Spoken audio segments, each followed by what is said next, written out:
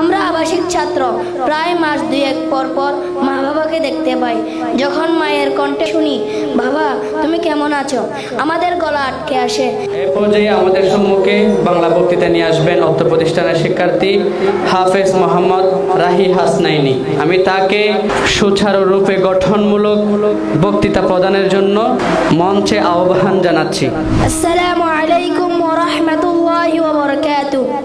সম্মানিত উপস্থিতি, আমার শ্রদ্ধায় মাতার তাজ শিক্ষকবৃন্দ, প্রিয় অভিভাবকগণ ও আমাদের হৃদয়ের আলোকবর্তিকা, প্রিয় বন্ধু ও ভাইয়েরা, আজ আমি দাঁড়িয়ে আছি এমন এক মঞ্চে যেখানে চোখের জলে লেখা স্বপ্নের নাম Al Hasnain global Islamic education institute. আজ আমাদের এই প্রতিষ্ঠানের 1 বছর পূর্ণতা, 1 বছর যেখানে কোরআনের প্রতিটি আয়াত আমাদের বুকের ভিতরে জমেছে, আর প্রতিটি আয়াতের সঙ্গে জড়ানো আমাদের মায়ের চাহনি, বাবার দীর্ঘশ্বাস।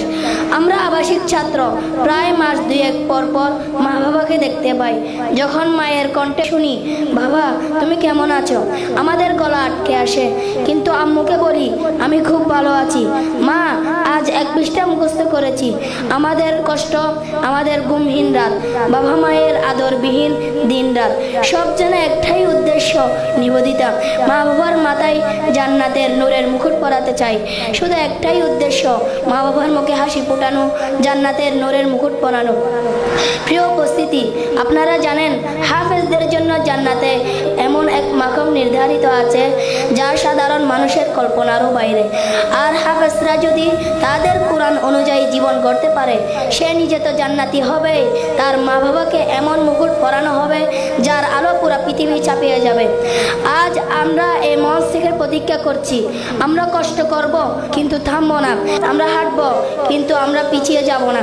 আমরা শুধু কোরআন মুখস্থ রাখবো না, বরং আমরা কোরআনের চরিত্র ধারণ করব ইনশাআল্লাহ। সবশেষে বলছি, আল হাসনাইনের এই আলো চড়ক পুরো পৃথিবীতে। আমাদের হৃদয়ের গভীরে সবসময় যিনি বসবাস করেন, তিনি আমাদের প্রিয় উস্তাদে মুহতারাম হাফেজ মৌলানা ইয়াসিন আরফাত রায়হান সাহেব হুজুর, যিনি আমাদের নিয়ে স্বপ্ন দেখেন, আমাদের জন্য কাঁদেন, আমাদের প্রতিটি বলে যার হৃদয় কেঁপে ওঠে। আমরা দোয়া করি আল্লাহ যেন ওনাকে এর 1000 গুণ বিনিময় দান করুক, আমিন। জাযাকুমুল্লাহ খাইর। আসসালামু আলাইকুম ওয়া রাহমাতুল্লাহি ওয়া বারাকাতুহু।